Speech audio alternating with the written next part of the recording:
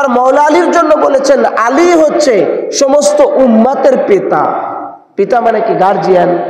পিতা মানে অভিভাবক। তো মৌলা আলীকে রসুল বলেছেন আলী হচ্ছে সমস্ত উম্মতের পিতা, যেটা আর রিয়াজুন নাদারার মধ্যে 3য় খণ্ডের 130 পৃষ্ঠার মধ্যে এনেছেন। এবং ইমাম আলী ইবনে আসাকির এই কিতাবের 2য় খণ্ডের 272 পৃষ্ঠার মধ্যে এনেছেন 798 নম্বর হাদিস, খাল্লাকা আলীজিন আলাল মুসলিমিনা হাক্কান ওয়ালাদি আলাল ওয়ালাদ।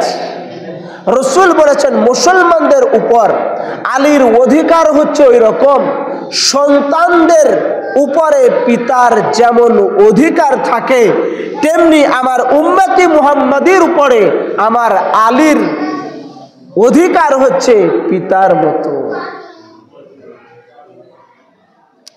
আবার রসুল বলেছেন